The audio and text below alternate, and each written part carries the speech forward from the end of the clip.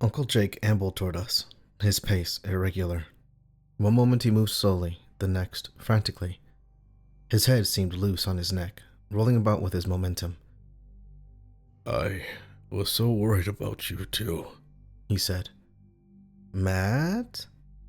Eric muttered. I held up my hand, indicating for him to be quiet. I was uncomfortable about all this too, and Jake didn't seem like himself.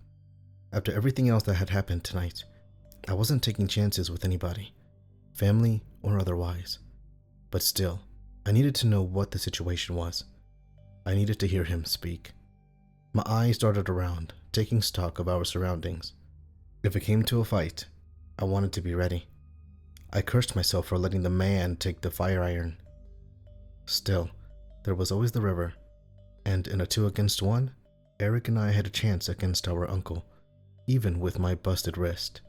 I swiveled my gaze back to Jake. He was only a couple car lengths away from us now, and I could see him more clearly. His eyes were pale, milky, and faded, like he was drugged. His mess of dark hair shot out from all angles beneath his trucker hat.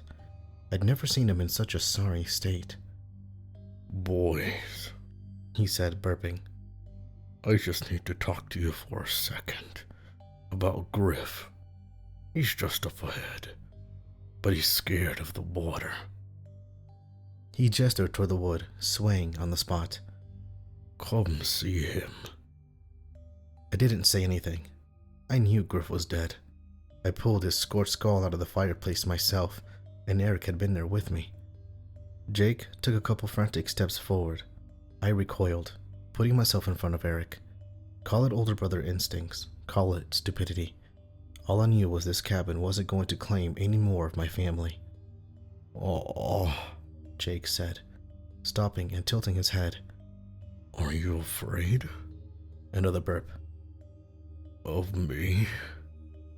What's going on here? I said quietly. I'm talking to my nephews. He chuckled, feet dancing to keep his balance. Come on, Matthew.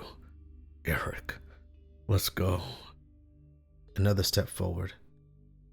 Don't take another fucking step, I shouted. Stay the hell back. He paused, his demeanor changing. His face drooped, his sing-song smile replaced by a snarl showing a row of yellow teeth. You boys were supposed to join us a long time ago, you know. But she got soft. What? No, she didn't, Eric said, stepping out from behind me. He held the book in his hands, holding it up to Jake. She realized how sick the whole thing was. She spared us. I had no idea what either of them were talking about, but Eric had clearly read something in Mysteries while up on that rock. And whatever he'd read, Jake knew about it too. Spared you? He spat. He took off his cap and chucked it to the side, the corner of his mouth twitching. At the cost of the rest of us, maybe? He took a shambling step forward, his eyes cold with menace. What makes you better than me? I knelt down, using Eric's tall frame as cover from Jake's vision. My good hand found a decent-sized rock, and I clutched it, rising back to my feet and placing it in my jacket pocket discreetly. We're not better than you, Eric said, but that doesn't mean we deserve to become monsters either. Deserve to become monsters? What the hell did you read, Eric? You think I'm a fucking monster? Jake bellowed, eyes bulging. He slammed his finger to his chest. I'm a product of progress, just like you should have been. My heart thundered. I didn't know this man anymore. Have you been drinking, Jake? I hoped the answer was yes. I needed something to make sense of tonight. Drinking? Jake said, his wild cataract eyes looking from me to my brother. You ain't told him yet, have you, Eric? You didn't invite him to your book club. What's he talking about? Eric swallowed. He's talking about mysteries. No shit, I said, getting impatient. What about it? Help me the fuck out here, man. I'm sorry, he said, shaking his head. More anxiety. When it came down on Eric, it came down thick. The book's written like an autobiography, Matt. I thought it was a stupid pulp novel Grandma wrote, but It's like research notes, man. Research notes? Jake took another half step forward, and my hand tightened around the stone. Stay back.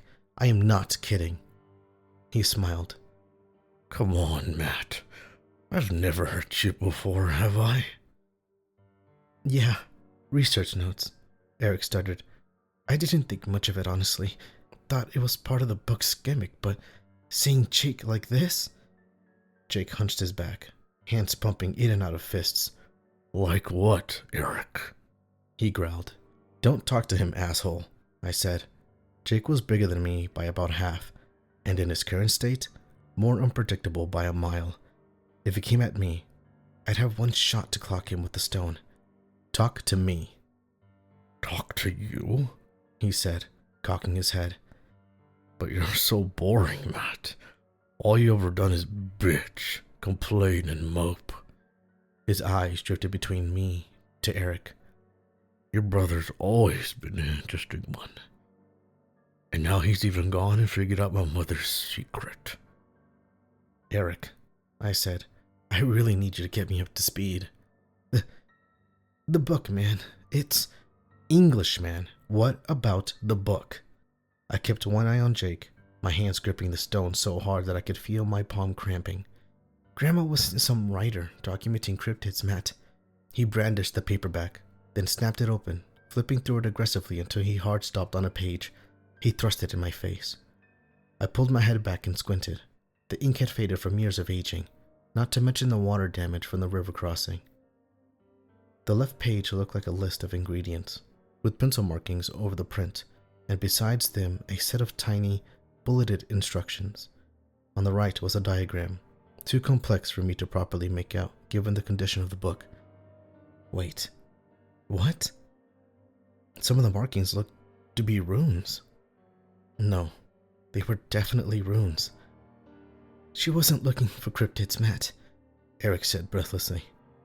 She was making them.